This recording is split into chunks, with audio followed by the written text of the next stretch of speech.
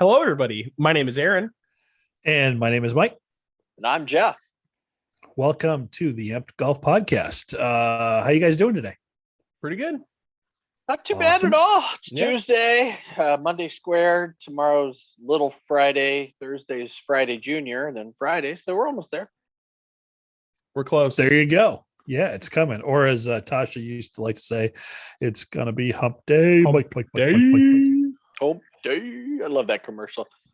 Yeah, lots of stuff going on still in the golf world. We're into the playoffs, and we're about to enter the St. Jude, which is a big deal. Top 125. Ricky Fowler is what do they call the last guy selected in the NFL draft? Mr. Irrelevant. Is Ricky Fowler Mr. Irrelevant for the playoffs this year? I don't know. We'll see, right? But there was a women's major, the last major of the season for the women. Correct. Yeah, it was their open. Fifth and final. Fifth and final. They're over in Scotland at Murfield. Yep. And first time they played there. And sounds like a South African one. So tell us what happened, Jeff. South Africa. Well, Ashley Buhai, who honestly led pretty much the whole way. I mean, I tuned it in a couple of times. I told Mary, I go, okay, so I follow the LPGA, but I don't know who this golfer is. So she's been on tour for 15 years. It's not like she's a newcomer. She's won 16 times professionally. She is from South Africa, as you mentioned. She's always destined to be a golfer. It's not like, oh, am I a dentist or a pro golfer? Nothing like that. She played golf collegiately. She was destined to go pro. She was a prodigy, wasn't she? Growing up, one of those just bit of a prodigy. Yeah. And so she's definitely got a name in the LPGA. I just hadn't seen her win. And she had a 3-stroke lead for most of the day on Sunday, and then got a little sticky on the back, and she triple bogeyed a hole and tied it up. And In Ji Chun, who is a strong golfer and competitor, it was her and Ashley to the wire, and then past the wire. 4 playoff holes later, Ashley probably hit one of the best bunker shots I've seen a professional hit. It was incredibly difficult conditions, incredibly difficult spot in the bunker. Just an absolutely masterful shot to par the hole. NG had a bit of a problem on her drive. Put it too close to the face of one of the fairway bunkers, had to lay up, and had to take a bogey on the hole, couldn't get her par putt to go in. So that was going to be the last playoff hole Sunday anyway, because they were out of light. They were done. It was dark. I had tuned in and was watching it, and I couldn't believe how late they let it go. And you're right, it was an incredible bunker shot. It was not the best bunker shot I've ever seen, to be frank with you. Well, yours is still number one. So. Hey, and we got to recreate that on Sunday, and I didn't. And you pretty much did it again. Did you hit it in that same bunker on Sunday? I just dropped it in there to try to see what I Nice. could do with it. So but congratulations to Ashley Buhai, first South African lady to win on Muirfield, first lady to win on Muirfield, her first major. So kudos all around. A lot of great golf. The ladies played very well. And some big news out of the LPGA. Danielle Kang is making her comeback. She took some time off. She had a health scare, tumor on her spine or spine area. Got that taken care of, and she'll be back not this weekend, but in 2 weeks. Very nice. So she's she's obviously already hitting the ball and getting ready, but she made an announcement yesterday. She will be back. So that's fantastic. Cool. I did see that story. It'd be really nice to have her back. She was playing really well this year. So, and I heard Mark Immelman talking about, he's South African as well, talking about growing up and watching her come up and how much of a prodigy she was. And there was no doubt she was going to be a professional golfer, and right. Apparently during her interview, she's just like, it's not hit me yet, but give me 3, 4, 5 days, and I'm sure I'm going to be just a basket case, because it's huge. Winning a major can literally change your life. Yep. And it's going to do that for her, and it gets her some name recognition again, some sponsorships and some other stuff. So congratulations. Yep. That was awesome. Yep. Good for her. This week they're heading to the ISPS Handa World Invitational. Still in Europe. They're playing in Northern Ireland at Antrim in Northern Ireland. I haven't really looked at the field for the event. I don't know if all of the bigger names that are usually there are going to be in it. Looking at it very quickly at this point, doesn't look like a lot of the usual suspects are in there. So it'd be an opportunity to see some of the up and coming. One particular piece of good news out of last week, though, out of the Women's Open, was Rose Zhang, who I mentioned a couple of weeks ago for the Evian, won the silver medal, which is the high amateur. So, very nice. Yep. So she did do very well this weekend. So she's lighting the world on fire. She is, I would say. So they're still playing. The ladies are going strong. Obviously, still a lot more golf to be played. So they'll be on this week. Awesome. Catch them on the Golf Channel all 4 days of their event, starting on Thursday. Awesome. And speaking about the ladies, we had a conversation. You're going to reach out with an email to some ladies and see if we can get some questions answered and maybe get them on the phone to kind of expand our coverage and knowledge base of the LPGA. So, yeah, absolutely. Still haven't got the email together. I do a lot of this in my head and then I put it down on paper, and we're really, you don't ask, you don't get an answer, right? So we're a little fish in the pond, but we love the LPGA. We'd love to hear what they have to say, and we'd love to maybe, even if it's 30 seconds, one question. Great. Yeah, absolutely. So awesome. Can't wait to see what the season brings, rest of the season brings for the women on the LPGA, and appreciate the coverage, Jeff, and continuing to expand on it. So that's awesome. On the men's side, the Wyndham Championship happened, and Ju Young, call him Tom though, Kim ran away with it on Sunday. Call him Tom. So yep, he wants to be called Tom. Okay, so, cool. All right, Tom. It is.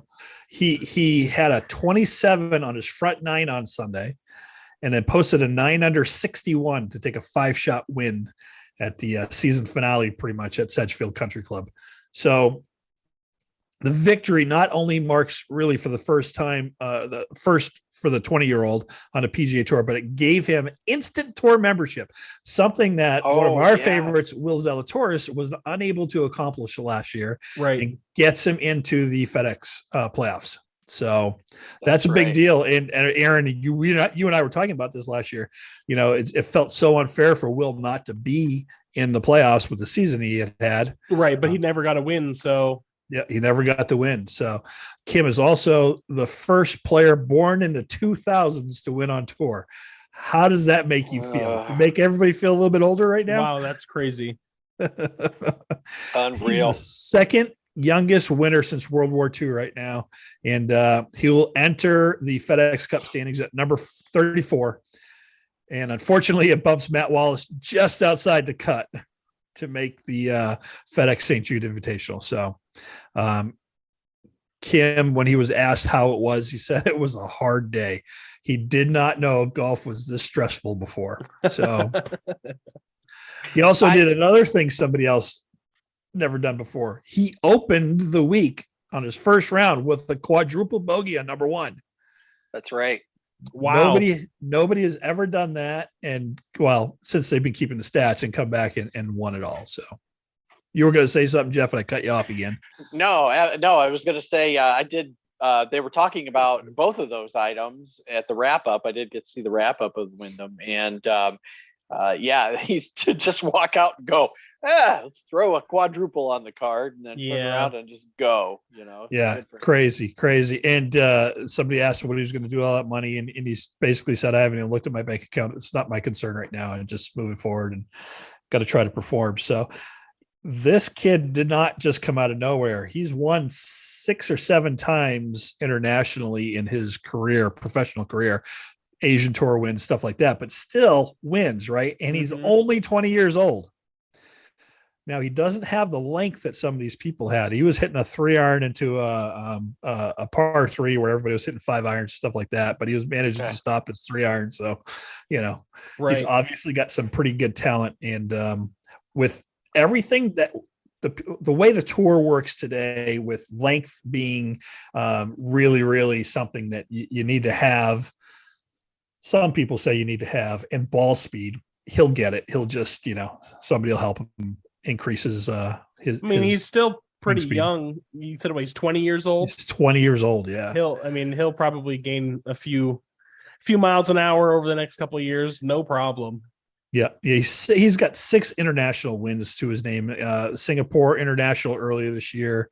And don't forget, he finished 7th at the Rocket Mortgage Classic last month. So, and then 3rd place at the Genesis Scottish Open. So, wasn't Matt Fitzpatrick that way before, like this year, really, where he didn't have a lot of length, but then he had been practicing, and that was one of the big things driving him this season, was that he had all that length and he could kind of hang with everybody else. Right. And doesn't Fitzpatrick track every shot he hits, and has for like his entire career? Yeah, he's pretty much. His like high school career or something, some ridiculous stat like that, where he's tracked every shot he's ever hit. Wow. Yeah.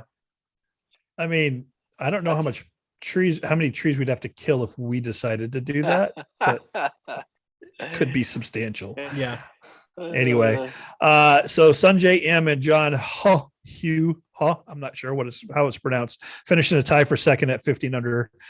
Ben Griffin finished alone 4th at 14 under. So he's just got Kim's got 9 appearances on the tour apparently this year. So it was pretty substantial for him to win, and he held it together. I watched a little bit of here and there, and he looked very strong and very confident, and did not look like he was a ball of stress underneath that facade that he had. So it was awesome. That gets it. That's the completion of the year right there. Right now we have 3 events for the playoffs, and we start with the FedEx St. Jude Championship. It's set at 122 players right now. So we'll see what happens in the next couple of days with this ruling. That's where everybody's waiting for in California. Before we started, I looked to see if there was an update. There was nothing. They said it could come tomorrow morning. So the PGA Tour did respond to the motion that was filed and the claim. And the points that they made were something like this. They said that in response to the claim that the plaintiffs are facing an emergency requiring extraordinary judicial relief, the tour said Gooch, Jones, and Swafford all have known about their suspension since June 9th, 2022, when they received letters from the tour informing them of their discipline. And these guys are saying they never received a letter. So that's interesting. The tour claims multiple quotes used in the filing, the motion, are misleading. Notably, they said a statement by PGA Tour Commissioner Jay Monahan conceded that it would be irrational to try to compete with the tour. In the response, the tour wrote, he did not say that it is irrational to compete with the PGA Tour. He said that LIV is in an irrational market actor, one not concerned with the return on investment or true growth of the game. All right, fair, right? Maybe. Opinions, maybe. Yeah, maybe. Right.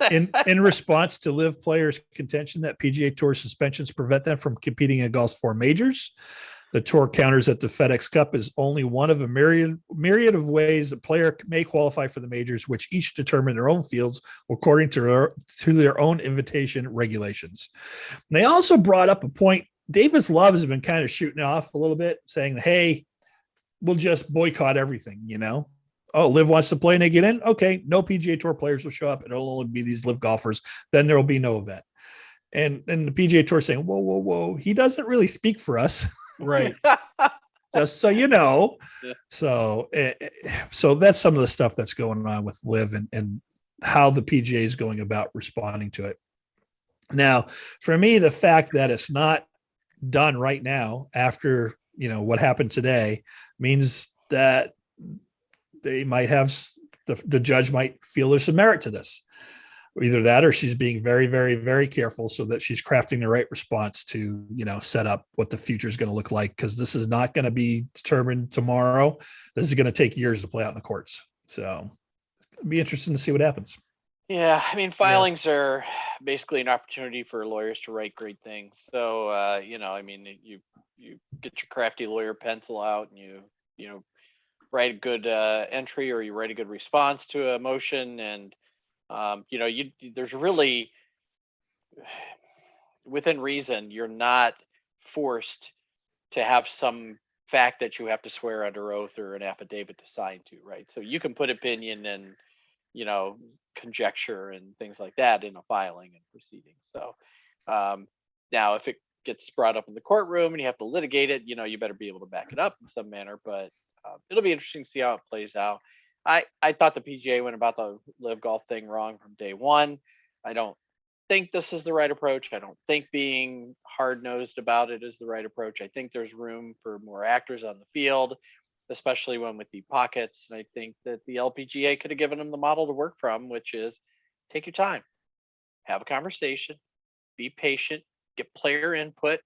Everybody gets together, figures out what's best for the game, and you go from there. Right now, could that change depending on what the LPGA decides if anything comes of it? Sure, but right now, I think they're given the right blueprint for how to react to live golf. So. Yeah, I'm reading a lot of stuff about how the some of the senior players are what their take is on it. None of them are really happy with it, and thinking that these players are really spitting in the face of the tour that got them to where they were to give them opportunities. So everyone's got a take on it. It's never going to stop until something is settled and the world moves on. So we'll just keep reporting on what we're seeing and hearing, and throwing our takes in there when it's appropriate. But I don't have a problem with people doing what they want to do or feel like they have to do. I just don't want people to be two-faced about it. Just stand up and say what you mean. It's all right. I think I'd have more respect for people if they did that. So, but anyway, enough of that. FedEx St. Jude Championship going on. It's at TPC Southwind in Memphis. And Tony Finau was last year's winner, for all those that forgot about this. So, and Finau is on a hot streak right now. So yeah, he is. His stock is way high. If you look at any of the betting lines, he's one of the favorites coming into this. So it'll be interesting to see what happens. Like I said, Ricky Fowler made the cut at right on the line. Ricky Fowler fired his caddy today too. So along with Will Zalatoris, who fired his before on Friday of last week's tournament, Fowler comes out and fires his caddy today. Interesting. Oh, he's been his caddy for a long time. Yeah. So Tommy Fleetwood's not playing. His mother died, and in the wake of that death, he said he's stepping away and going to spend more time with the family. Yeah. So that's what's going on. There's some really, really good pairings. So Tom Hoge, and Billy Horschel, Sungjae Im, Matsuyama, and Zalatoris, Schauffele, Cantlay, and Rory McIlroy. Big time. God, I want to watch that one. Oh, that's awesome. Hovland, Joaquin Niemann, and Poston, Homa, Fitzpatrick, and Spieth. Cool. That's a cool Another group. big one. Finau, JT, and Cam Young. Another really good one. Scheffler, Cam Smith, and Burns. So those are some of the big groups to watch going off on Thursday.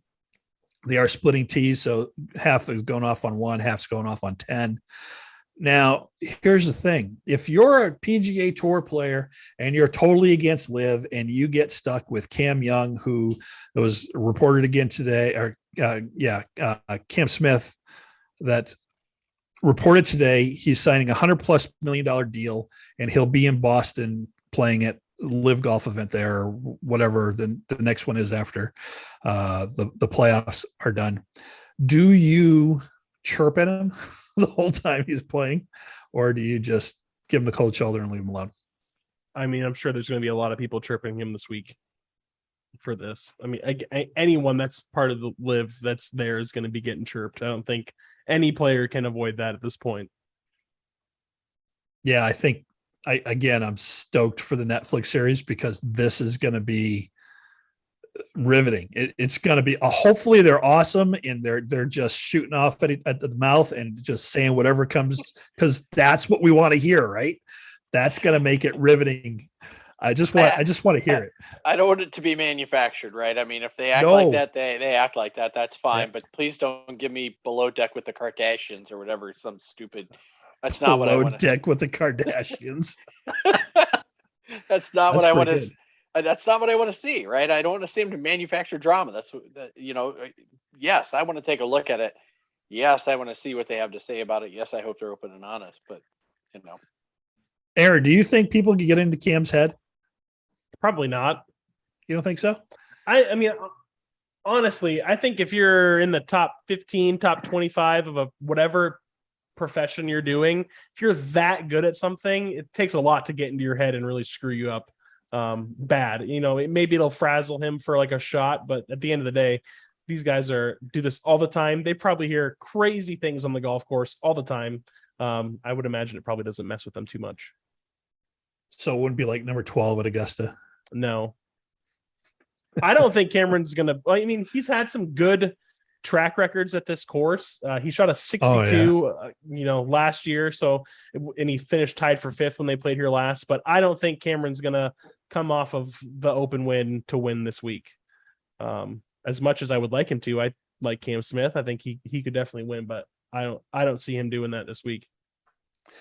All right. So it's pick time. Who's going to win this one?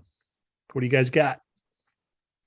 I think Scotty Scheffler is going to come out of a quiet few months and really kick off this playoff with a bang and win. That's who I'm going with. I haven't picked Scotty for anything this year, and this is the one I feel like he's going to win. All right, Aaron, go with a name. So I'm going to go with a name I haven't picked. I got Xander Schauffele.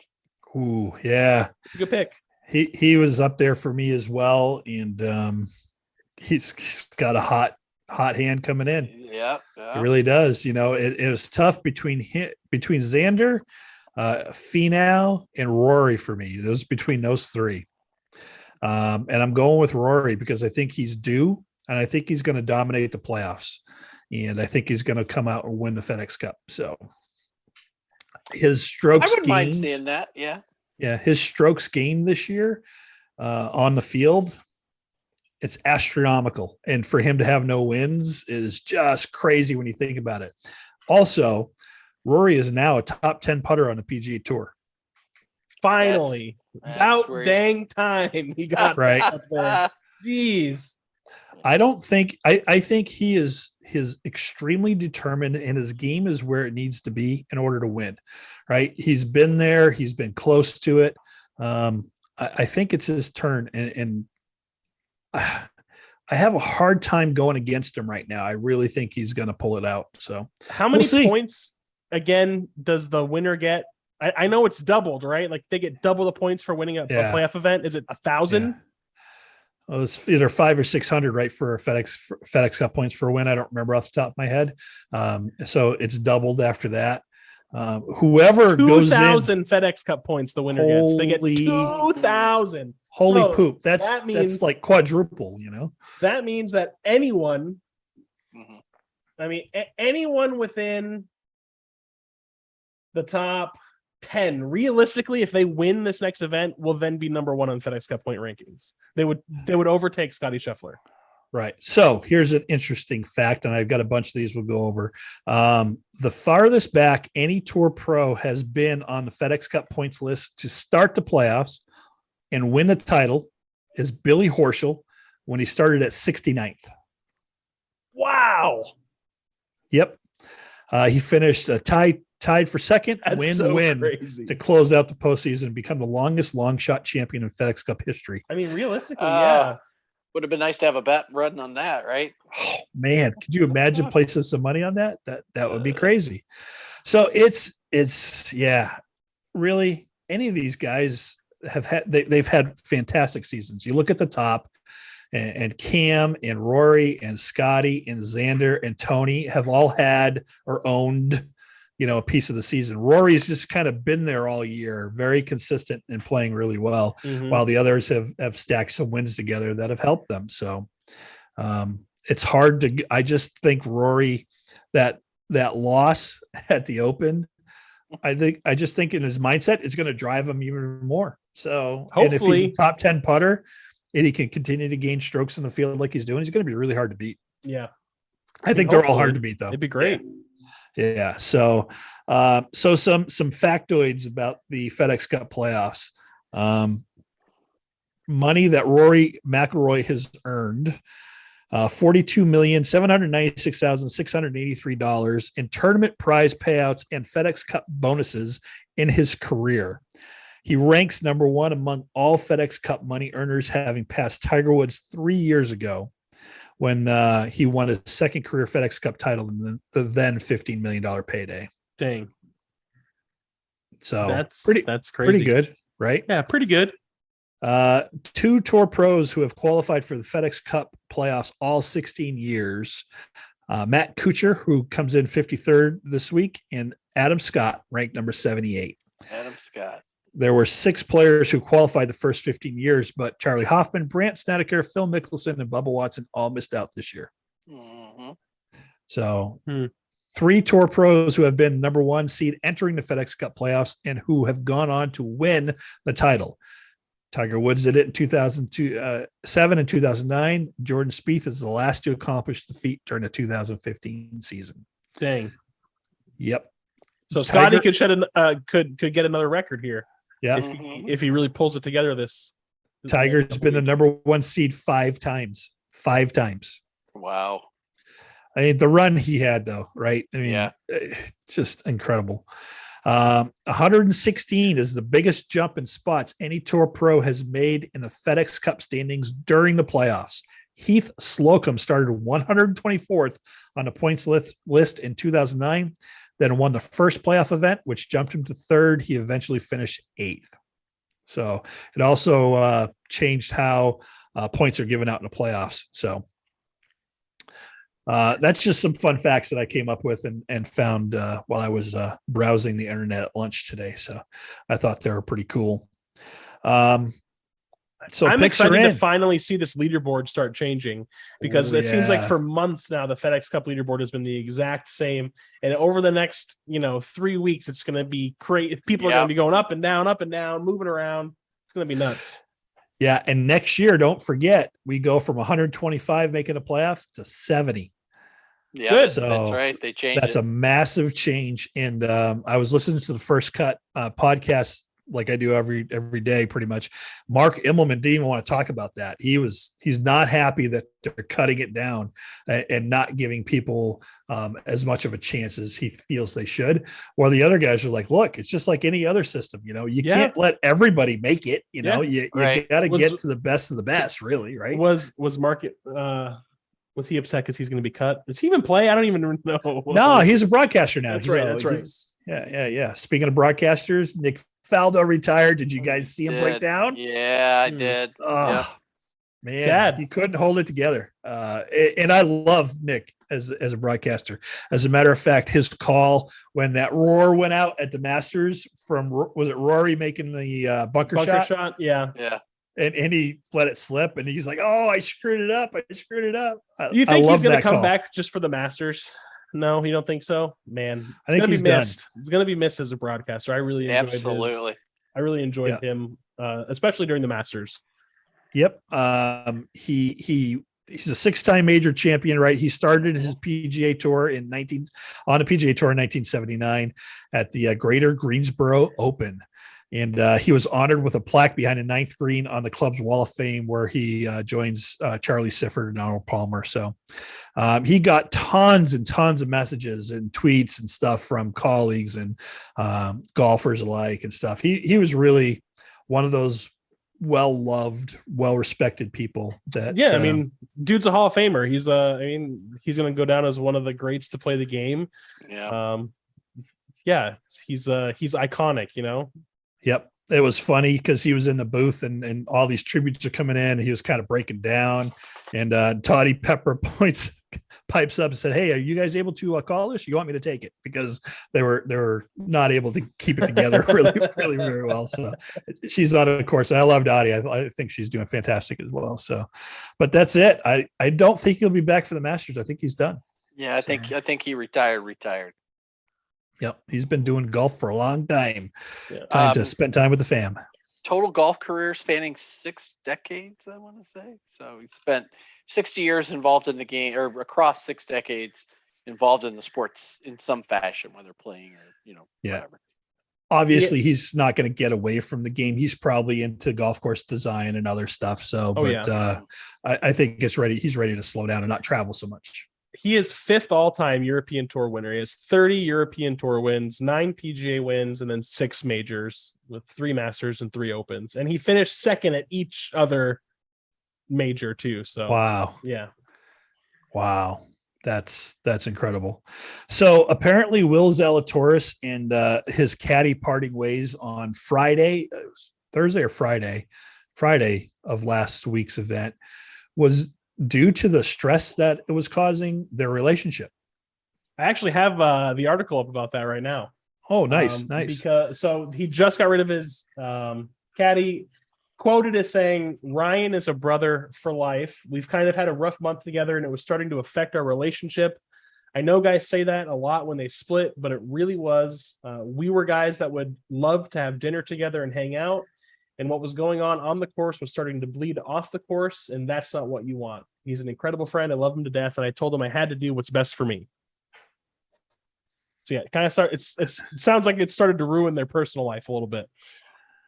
Yeah, and that's no fun. No. I mean, that's no fun at all. So hopefully he finds a good caddy. I know that I think his swing coach picked up for him on Saturday and Sunday and kind of helped him focus a little bit and smile and relax a little bit more. So I'd love to see Will do something. I thought this year was the year he's going to get his first win, right? And a lot of close calls.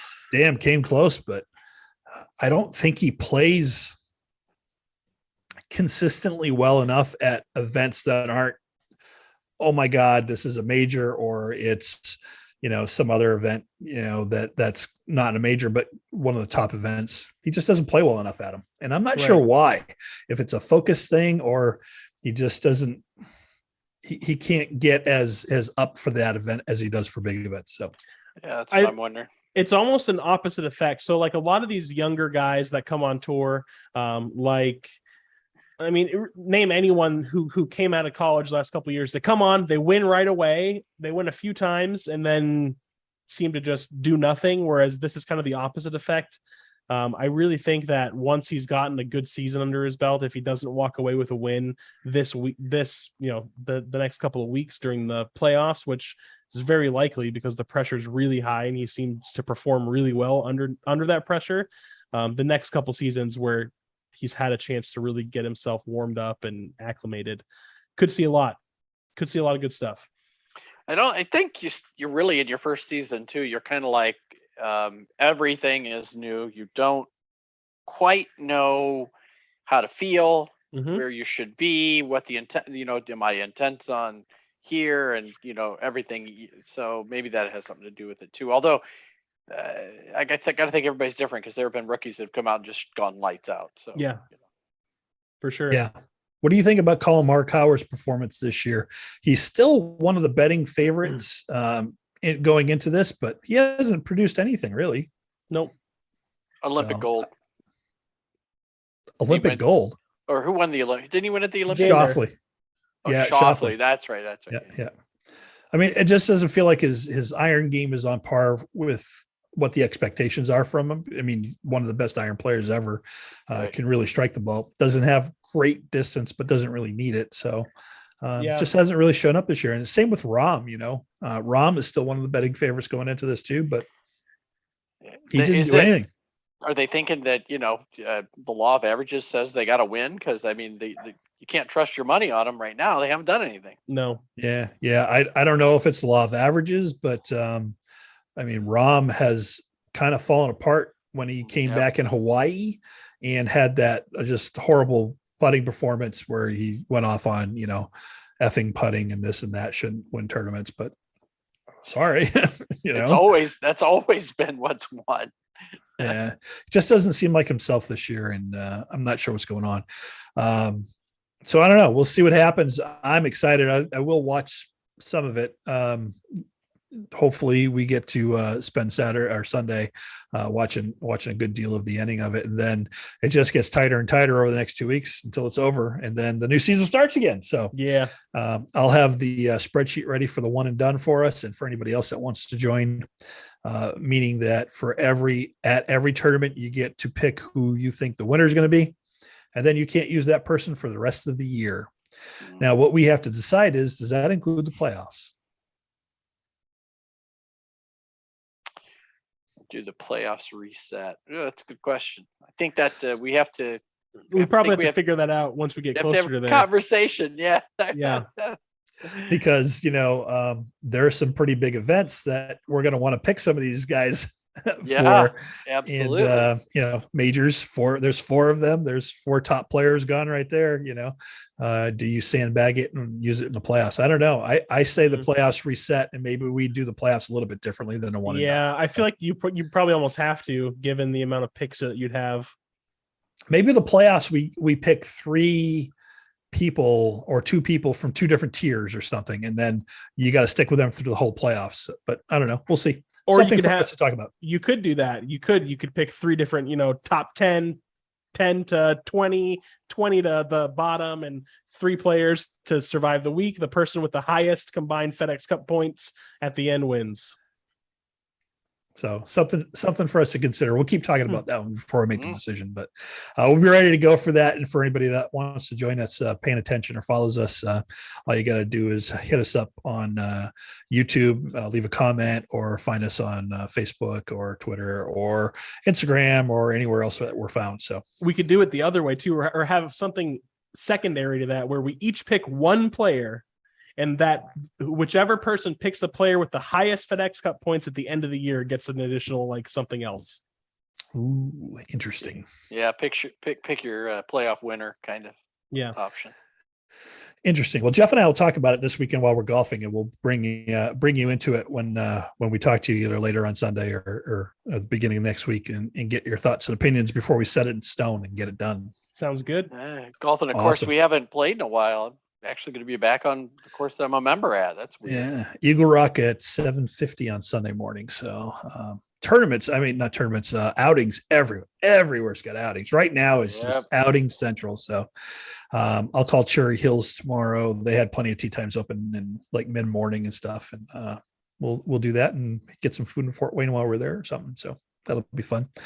Did you guys know that as part of the Comcast Business Tour Top 10, there's a $20 million bonus shared among the top 10 finishers in the FedEx Cup regular season standings? No, didn't know that. Did not know that. I didn't know that either. So 10 million? 20 million. Dang. And Sunjay M was number 10 based off of where he finished. Yep. And got $1 million. Heck yeah. Cam Young, the rookie, got 1.1 million. JT got 1.2 million. Tony got 1.4 million. Rory 1.7.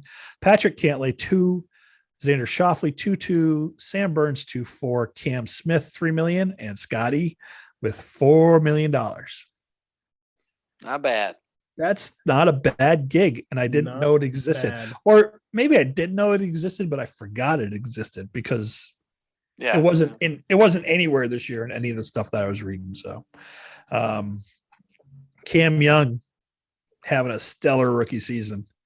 I wouldn't put it past him to get his first win on one of these 3 events if he continues to make the cut. So I love him. I think he's really going to be a special player. Speaking of which, there's a lot of rookies this year.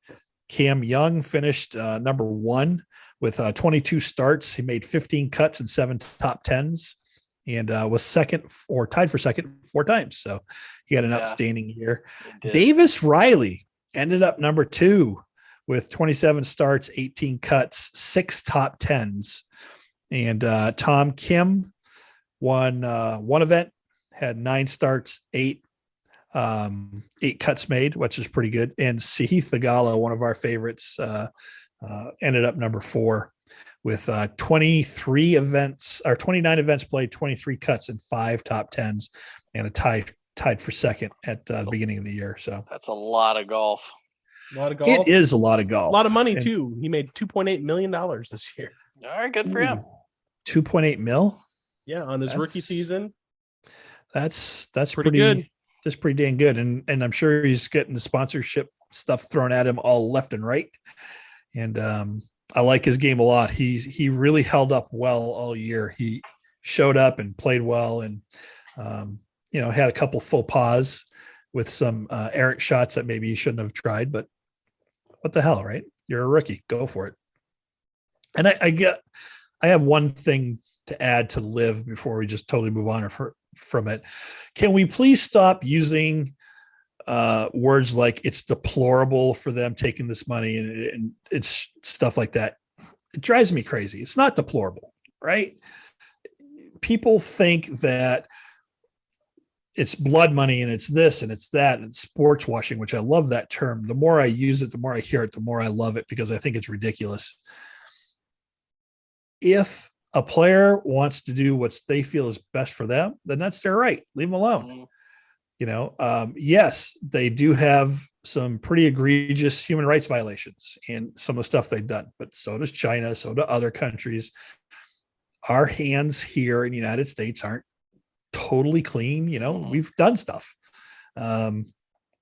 Would I do it? We've talked about that a lot.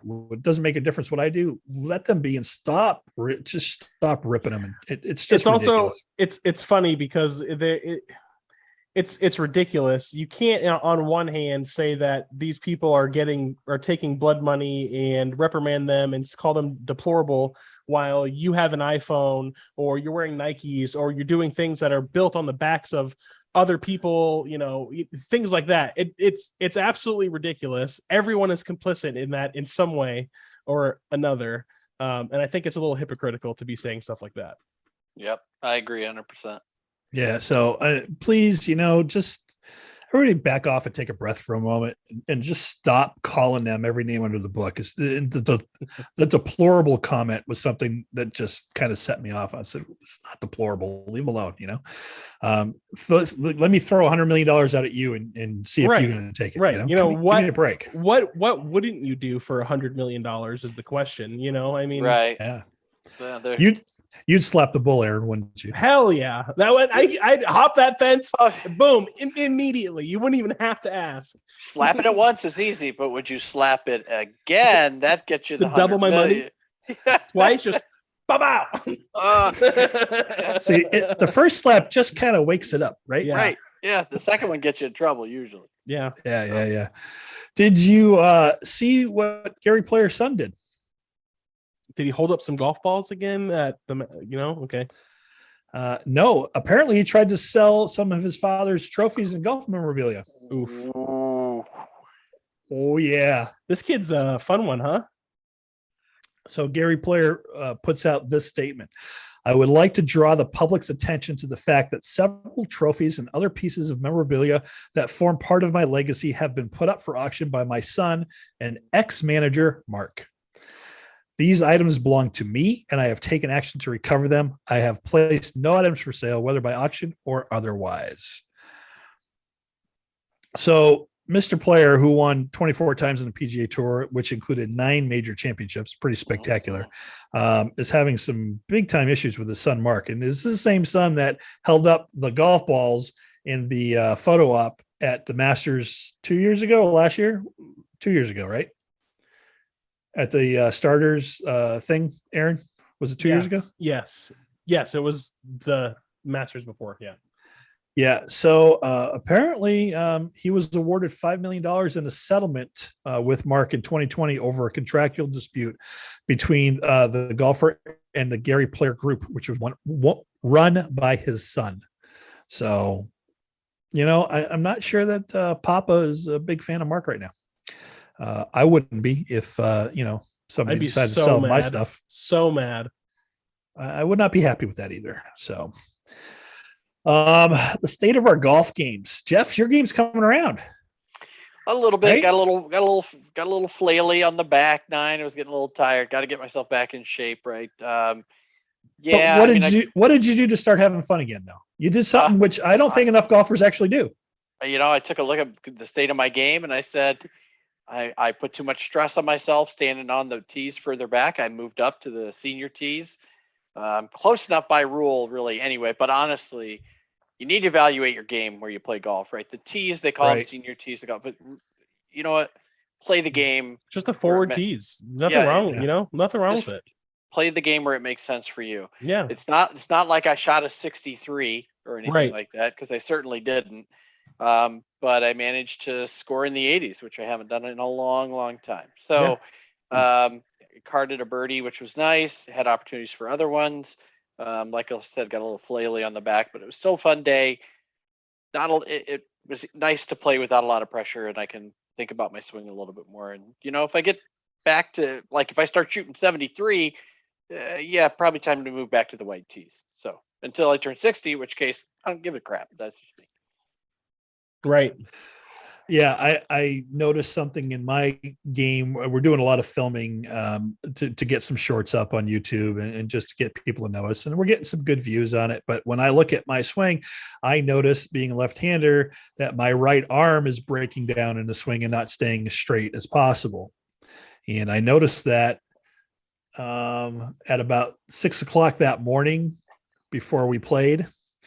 And then I went immediately to the range at Moose Landing and started working on that, where I hit some great shots and some not so great shots. And then I proceeded to take that on the course.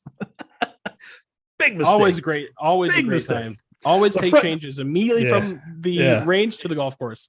Well, and Aaron, I think I personally would have loved to have had you there.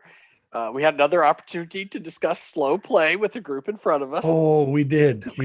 So here's the thing, right? There's three of us. There's three of them. They tee off in front of us, and we wait for them on the first hole, and we wait for them on the second hole, which is the par 3, and then on the third hole.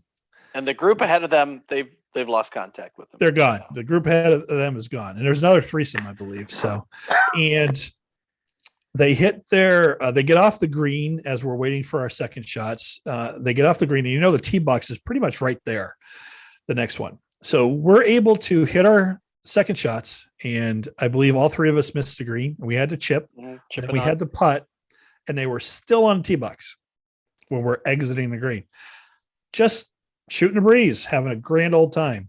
And I say, please hit the ball. And he proceeds to come back with stuff. Great. So we proceeded to go back and forth verbally for a little bit. And I said, you don't have to play this slow. There's no reason for it, And they proceeded to speed up. And actually, till about maybe the 14th hole or so. It was even actually, I think, a little later than that. I think we waited for him on the tee at 16. They were finishing up on the green. We caught him again. And then it kind of took a normal pace after that. But, for as much exchange as there was, they really sped their game up. I mean, they really did. Yeah, they good. Put it in here. One of these times, I'm just going to be so fed up. I'm going to do that thing that we talked about. I'm going to walk up through their group, tee my ball up, and hit it, and just keep going. If they're gonna have time to shoot the shit on the next tee box, they can wait for me to tee off and hit my ball. And it was loud too. It was not related to golf in any way, shape, or form. Like, it was nothing to do. It was just high school bullshit is what it sounded like. Well, he's like, driving it further than you. I'm like, well, you're playing a white tees. I'm playing 50 yards behind you, for crying out loud. Right. Shut up. Of course you're hitting it farther than me. No, you're not. Jeff outdrove him with a 4-wood or whatever it was. 5-wood. Yeah. 5-wood. Hitting it farther than you. It still took us less time to play an entire hole than it did for you to tee off. So right. Maybe you should give up golf. So they did get speedy though after that. Thank goodness. Yeah, thank goodness, because it would have been just a miserable day behind them. And it's nothing more than them just standing on a tee box, just having conversations. That's the thing. Like, it's just, I think people, again, golf is social, right? Like, we don't just go out there to just hit a ball and not talk to each other. We enjoy having fun and like shooting the shit and everything like that. But when we get to the tee box, we don't get there to tell each other what happened last weekend or this great little story that you have ready to go. You tee off and then you go about your business and you have those conversations in between the shots. It's not a social event on the tee. That's not what it's for. We're constantly in movement, right? And we're constantly saying, especially if we ride and it's being so hot and humid, we're riding. Oh, man. You know, we're dropping somebody off at a ball and going to another ball and prepared to hit, where they're just a pack going from ball to ball to ball to ball. Oh, stop it. I think I spent equal time in my cart and your cart.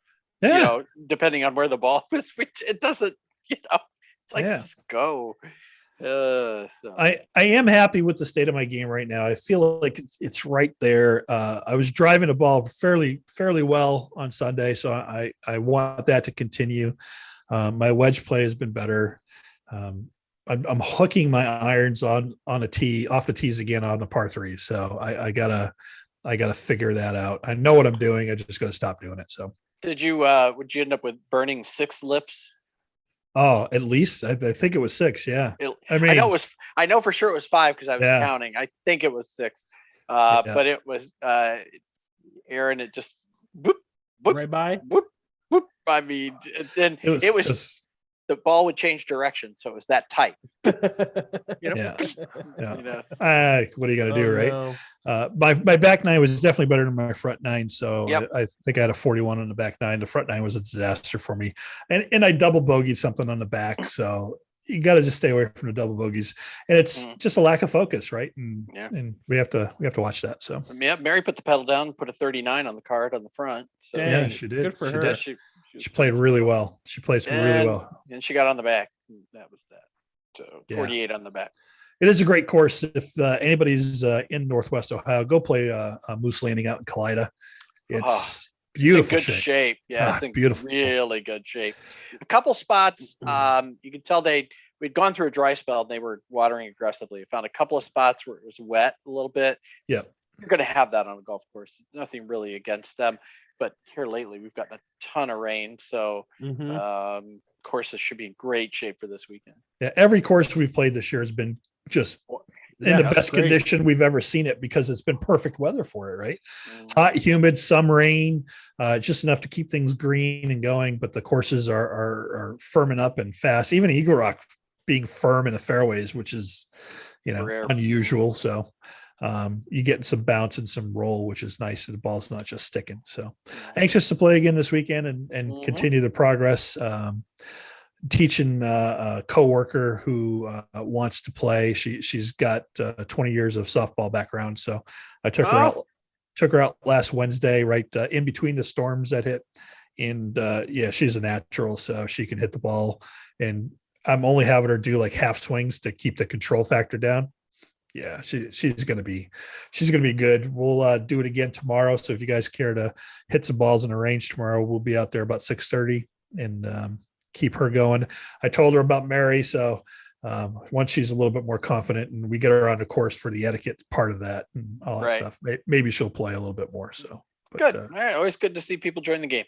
Yeah, she loves it. So, hey, look, we're growing the game. I was just going to say, we're growing the game more than Liv is right now. Growing the game. Woo! Yeah. Yeah. So that's all I got for this week. What do you guys got? Anything else? No, I played in a scramble this weekend. With, that's right. Oh, yeah. Brooke's dad, brother, and one of their friends. And it was a lot of fun. It was at Oglays, so that's just right down the road here. Yep. Nothing crazy. I played okay. I was tired. I had like 2 hours of sleep going into it, so I was just tired. I had the rights really bad, and with everything, it wasn't just like the usual driver. It was with literally everything. I had the rights. Hit a couple really good drives on 16 at Oglays. On that hole, there was, if you wanted to play from the forward tees, one of the things was you could donate money and you had to dress up in women's clothing so you could hit the forward tees. So I had a dress on and all that stuff. It was great. And then blister to drive. It was nice. It was wonderful. So very free. From Yeah, the forward tees, you got a chance to get on that green. So it was a lot of fun. Too long. It was 7.5 hours. It was awful, absolutely awful. So next time I will be driving, so that way it's not because I think a lot of times what happens at these scrambles is you finish and then it's everyone has to finish until they do stuff. So then it was like 45 minutes of waiting around for stuff to finish. I was just ready to be home. It was a long day and it was hot outside. It was rough. Yes, it was hot. Yeah, it was hot and humid. And it's, the heat doesn't bother me as much, but the humidity, it's been gross. Brutal. I'm outside for 5 minutes and I'm sweating. Yeah. So, but I mean, Jamie, so that's Brooke's dad. This is the second time this year he's played. Her brother just started playing this year and his friend just started playing this year. So we were lucky to shoot even par. And that's what we did. We had a couple birdies in the card, a couple bogeys, but it was a lot of fun. It was a good time, other than it being extremely long. Yeah. Oglaze is a good course to have a scramble on. You can have a lot of fun there. We still haven't played a scramble there with Mary because the women's tees are so much further up than the men's. Yeah, they get a break out there for sure. Yeah, Mary's drive when she's on, I mean, it's almost impossible to beat because we'd have to be hitting the ball over 300 every single time, and I just don't have that in me anymore. So no, I don't need. That's okay. The state of the game is going all right. We had a lot of change this year. Coming into this year, we did not play as much as we had intended because of all the life changes that happened. But next year's a new year, and we still have a lot of golf left for this year. Hopefully we can play into December again and pick it up. Yeah, pick it up. We'll get the driving range set up in the garage for the winter. There we go. Get a better heater and, just keep hitting balls and working on the fine tuning, because I think that's just it. Mentally, we have to let go of the bad shots faster and put that next shot as the most important shot of the round, and just do that. When I do that, I notice I play better, right? But if you're verbally going back and forth with the jousting match with people that are playing slow in front of you, it tends to throw you off a little bit sometimes. And I don't have the Tiger Woods focus where that next shot is the most important thing. But it's still fun. I still love the game. I still love talking about it. And I'm so excited for the playoffs that are here. And then this is the last wraparound season. That's right after this year. Well, the last until they decide to change it again. Right. So there's a lot of events and they start right away and we'll get right into it. So let's consider how we're going to treat the playoffs next year. If we're going to treat it as an extension of the regular season for the one and done, or if we're going to do something different. Think about what you guys want to do. If anybody has any ideas on what you guys want to do, shoot them our way so we can talk about it and come up with a plan. So that's all I got. I appreciate you both. Thanks for joining me again today. And I appreciate all our listeners out there. Thank you. Everyone have a good time. Don't forget, check out everything down below: socials, Twitter, Instagram, Facebook group. Definitely join the Facebook group. We have a lot of interactions on there.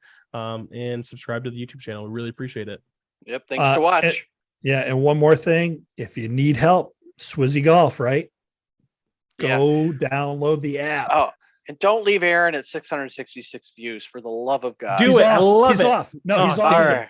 He's off with it. Aaron was Satan for a little while, so that's all right. Okay with it. It's it's fine. Exciting life.